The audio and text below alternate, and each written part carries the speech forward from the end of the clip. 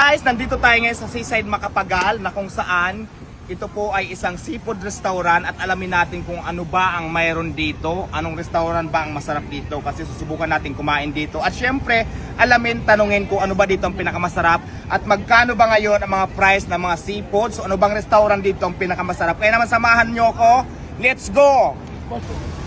At syempre guys, kung inyo nakikita, may arko dito ng Dampa, Seaside Macapagal. Tabi kayo, baka mabangga kayo na kung saan yung mga nakalagay dyan guys, ayun po ang mga restaurant na pwede nyong pagpilian. So seafoods, restaurant, paluto. So ang mangyayari dito guys, mamimili muna kayo sa palengke bago nyo dadalhin sa restaurant para ipaluto yung inyong pinamili. At syempre alamin natin kung magkano ba ang price ng mga seafoods dito na pwede nyong bilihin at kung magkano ba ang price ng mga paluto price nila dito. Kaya naman magtanong tayo dito sa mga nandito ngayon, mga empleyado ng mga restaurant kung magkano ba ang paluto dito per kilo. At ano ba ang pinakamasarap? Ano ko din mag-try kumain. Kaya lang syempre, di ba? Alam naman natin ang price ng mga seafoods na medyo pricey talaga. Pero just for sure talaga, pagka seafoods talaga masarap.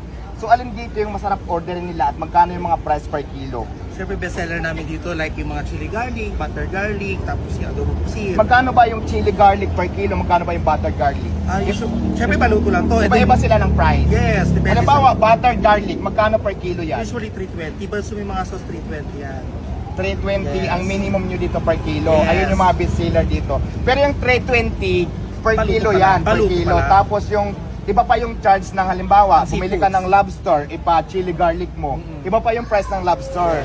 So, di ba medyo pricey. Pero gaano ba kayo kasarap? Ano bang lamang nyo sa mga ibang restaurant dito para makumbinsin natin yung mga nanonood ng mga viewers natin? Siyempre, ano ba may mga halos pare-parehas lang din naman, pero siyempre, sa luto lang din nagkakatalo talaga. Pasarapan na lang ng Pasarapan luto. ng At luto syempre, pagandahan na ng piece ng mga Yes, iba, pag-alok, pagalingan na lang syempre. din mag-alok. So, ayan po, nakausap po natin ang empleyado ng bowl. So, nakita natin, ang minimum nila dito at madalas orderan ay 320. Ito po ay butter garlic. Pero syempre, kasi hindi lang dito isang restaurant, marami ditong restaurant. Magtanong din naman tayo doon sa iba para malaman natin. Alright, maraming salamat sis. Anong pangalan mo pala sis? My name is Dayan. Dayan. Ligan, Reyes. Pag umaga, sa gabi yung Dayan eh. Jomer. Jomer. Yeah. Paring Jomer. Charot lang. At syempre guys, kanina nang galing tayo sa Eat Balls Restaurant. Ngayon naman nandito tayo sa Aling Marcia. At alamin natin kung ano ba ang mga bestseller na dito at ano bang menu ang ino-offer nila dito. Kaya naman tara, pasukin na natin. Let's go! Hi po! Dito sa restaurant nyo para at least makita ng manonood dito sa atin yung mga gustong kumain ng mga seafoods. Ano ba ang mga ino-offer nyo dito sa Aling Marcia? Ang mga specialty namin, mga seafood, like butter garlic shrimp, sweet chili crab, adobong pusit, sinigang sa miso. Yes, magkano ba yung mga price ng halimbawa butter cake? Kasi kanina nag-interview ako sa isang kasister natin dito. So, ang minimum ng paluto nila is 320 per kilo. Pero ano ba yung mga bestseller nyo dito? Ano ba yung mga madalas orderin? At saka magkano ba ang halaga ng mga paluto nyo? Sa price naman namin, halos pare-parehas naman kami ng price. So, ito yung mga price namin ng mga luto. Ay, so 300 yung plain. So, Depende sa luto. Depende sa luto guys. So, meron silang 360, 330. Meron din silang, depende kasi sa klase ng luto. Pero ano ba ang lamang mo sa mga ibang restaurant dito para at least makumbinsin natin yung mga customer na gustong kumain dito sa Aling Siyempre, Marcia? masarap kami magluto. Ayun, masarap. At walang betchin. No MSG kami dito. Oh, ang lamang nila ha, masarap, pero walang bitsin. Pero yung mga ingredients nyo dito, secret lang yun, di ba? Bawal Yes, sabihin, secret, bawal pakagayahin. sabihin. Yes. So ayan, maraming salamat Miss Miss. Thank you. Kaya naman, kung gusto nyo dito sa Aling Marcia guys, i-try nyo at hanapin nyo lang si Mitch. At siyempre mamaya tatanungin din natin ng ibang mga restaurant kung ano ba ang offer nila. Basta dito pala sa Seaside guys, per kilo po yung 300 na yan. Pero kung siguro kung 3 kilo, halimbawa 10 kilo, magkakaroon pa sila ng discount? May mayroon kami discount, 5%. So ayan, depende yan sa inyo kung anong menu, pero depende din yan sa dami ng inyong pinapaluto para magkaroon kayo ng discount na 5%. Ayan! Aling Marcia, maraming salamat. Guys, nandito na naman tayo ngayon sa market to dito sa Seaside, Dampa, Macapagal, Pasay City. Kanina, nakita na natin yung range o mga price ng bawat paluto sa mga ibang restaurant, bali 2 restaurant pa lang yan. Ngayon naman, alamin naman natin ngayon ang price ng mga seafoods dito sa palengke. Kaya naman, let's go! Ayan, nandito tayo sa Cheetah in Baguio, Fresh Seafoods in Live. Ay, live, ibig sabihin may buhay. Ano ba yung mga buhay nyo dito? sir? Meron kami mga buhay, mga alimango, lapu-lapu, lobster. Ito, buhay pa ba yan? Buhay Charot. po ito. So ngayon, tanungin naman natin kung magkano ba ang price ng crabs. Magkano ito buhay ito ng crabs, sir, no? Yes po. Di ba syempre kasi mayroon crabs na malalaki. Pag Yes. malaki ba, iba yung price kumpara doon sa maliit? Magkaiba po yung presyo ng malaki at Halimbawa, saka ganito maliit. kalalaki, magkano to per kilo? Ayan po is 950 po ang isang kilo. Mga ilang piraso ang isang kilo Mga dito? nasa 4 na piraso po ang isang kilo. 950 per kilo yung crabs na ganitong kalalaki, 4 and 5 piraso ang isang kilo ng ganitong kalalaki. So 950 guys. Dito naman medyo malaki-laki, Ayan ganyan. po siya babae. Babae, magkano naman to per Ang kilo? babae po natin is 1.5 po ang isang kilo. 2 pieces naman po siya isang kilo. 2 pieces yung babae, 2 pieces, 1.5 ang isang kilo. Yung maliliit, lalaki, 950 per kilo. Ayan, may price na kayo ha, para at least may idea lang kayo. Pero buhay yan. Paano pag namatay na sila? Siyempre magkaiba na sila ng price. Opo. Katulad nito, mga bagong patay ba to? Ayan po, bagong patay. Mga bagong patay, nalagyan na ng yelo. Magkano naman per kilo pag mga patay 650 na? po ang isang kilo pag So, bagong patay. kung gusto nyo makatipid, mas mura pala kapag kapatay na. Kailan ba to namatay? Ngayon lang po siya. Sure Mga ka? 1 hour, yes. 1 hour, di ba 1 year na to? 1 hour po. So, 1 hour pa lang, mainit-init pa siya. So, 600 na lang siya per 1 kilo. So, ayan ha, may mga idea na kayo kung magkano. Pero kasi nga, di ba, seafoods paluto to. Itong restaurant dito sa Dampa, mamamalingki ka muna bago mo dadalhin sa mga restaurant. Nakita natin kanina yung mga prices nila kung magkano per kilo. So, yun nga, di ba, medyo pricey kasi. Pero hindi, kasi ito pa lang yung napapakita natin, yung alimango pa lang. Pero syempre, alamin din natin yung mga price ng iba pa. Ito ang gusto ko, lobster.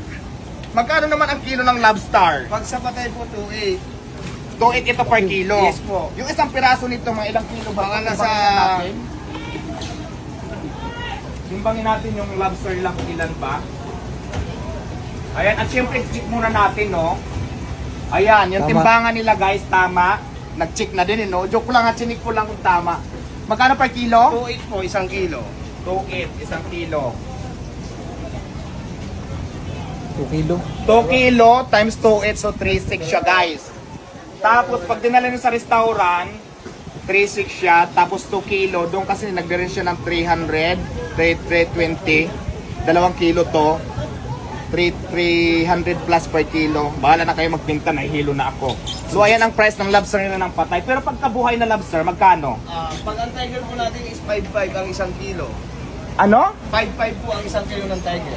Ayan, ang lobster kasi guys, para si nakakaalam, maraming klase. Ito yung bamboo lobster. Ito namang bamboo, magkano per kilo? 2.5. 2.5 per kilo to, patay na. Pero itong tiger, 2.5 din per kilo patay. 2.8 po. Ay, 2.8 per kilo. Pero pag buhay daw to, 5.5 per kilo. So kung 5.5 per kilo, kung buhay sana to, 11,000, di ba pa? Medyo pricey kasi ang lobster. Dito na lang ako sa tahong. Magkano naman yung tahong per kilo? Yung tahong natin is standard is 350 isang kilo. So 350 yung kilo standard nila. Yung halaan, Parehas lang po. parehas. Tapos yung sipit, Yung sipit natin is 1.2 ang isang kilo. yung pusit, Ang pusit natin is 650. 650 per kilo. Seaweeds natin, Is 250. 200 per kilo. At ano pa ba? Itong lumot na pusit, magkano per kilo? 750. Ay, lobster na naman. May maliliit na lobster. Magkano naman to per kilo? 1.8. 1.8, di ba? Kasi, depende kasi ang price doon din sa size ng inyong bibilihin, no? So, itong sugpo, magkano per kilo? 1.8 po ang isang kilo. 1.8. Tapos, malalaki to. Sugpo yung Yes. maliliit, 550. 550. Ito, 480 to na Bailey. 482 na binip. Pero yung mga lapu-lapu, yung mga ganyang isda, magkano per kilo 1.2 po yan? ang isang kilo pagpatay. 1.2 ang kilo pagpatay ng mga lapu-lapu, tama? Yes po. Tapos pagkabuhay, mas mataas Pagbuhay pa. po is 1.5 ang isang kilo. So ayan. Itong ano, ang tawag dito Scallops. scallop. Magkano to per kilo? 1.2 ang isang kilong scallops. So ayan guys ha, na-check na natin yung mga price. Pero sir, yung mga price na yan, tag price yan. Pero may chance pa bang bumaba yung price niya? Meron pa pong bababa po. Binababaan po namin yung presyo namin para ang So ayan yung price na yan guys, tag price yan dito. Pero syempre, kung gusto nyo rin magtipid, may bawas pa daw yan, sabi nila. Depende na lang yan sa discarte nyo kung paano kayo may pagtawaran dito sa may-ari ng tindahan. So yun nga guys, nandito lang tayo ngayon sa Chitay and Baguio Seafood Express. Isa pa lang yan sa ating mga na-interview. Pero syempre, puntan pa natin yung iba dito. Kasi ito yung Market 2 sa kabila mayroon din Market 1. Kaya naman, puntahan din naman natin ang Market 1 kung ano ang pinagkaiba sa mga price nila dito at ano bang mga ino-offer nila dito. Let's go!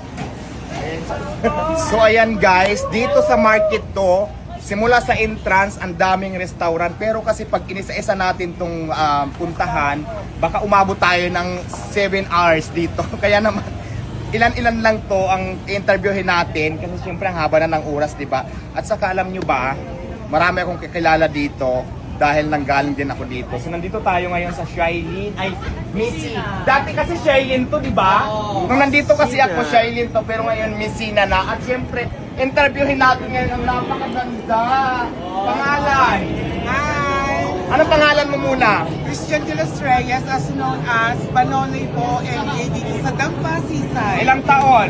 I'm 33 years old at ilang dekada na rin ako dito sa Dampa. Anong kaso? Charot. Wala ba And then talaga syempre kaso? kasi sis, Panunoy kanina, na-interview natin yung mga ilan-ilang restaurant dito. So ang mga pricing nila, nag-range per kilo, depende sa luto, ng 360, 330. Doon sa mga ibang restaurant, Aling Marcia, It Balls. At syempre nandito naman tayo sa Messina. Ano ba ang lamang mo sa kanila at magkano ba yung price na paluto nyo dito? At ano ba ang bestseller nyo? Eh, syempre, unang-una sa lahat, kapag mga bago kayo dito o bagong dito sa Dampa at mga ngain, syempre hanapin natin yung mura tsaka yung fresh. Syempre, yung pinakamasarap na isa-serve ng mga receptionist at especially ng mga waiter. Dapat pang presentation ng pagkain, dapat malinis at masarap. Yes, kasing sarap mo ba? Ay, syempre naman, di O, namin masarap pa pagkakilaya, sa'yo. diwata. Diyos Ngayon, ko naman. sige. Ano pa ang mga menu na may offer mo sa mga customers natin na gustong kumain ng seafoods dito sa inyong restaurant sa Messina? Syempre, Ano ang may mga bestseller? dekalidad na tayo dito na subok at lasa at marami na tayong regular na customer ang hinahanap sa amin lagi is butter garlic, shrimp, tempura, sweet chili, Singaporean style, of course. At meron na rin tayong bago Cajun sauce At at magkano honey yung mga butter. price ng butter garlic, tempura, sweet and spicy? Magkano mga price nyo dyan sa ganyang luto? Syempre sa paluto po ba? Oh, Kasi sa paluto. sa paluto kasi, talagang standard price na siya. May admin price na tayo sinusunod. Lalo na sa paluto.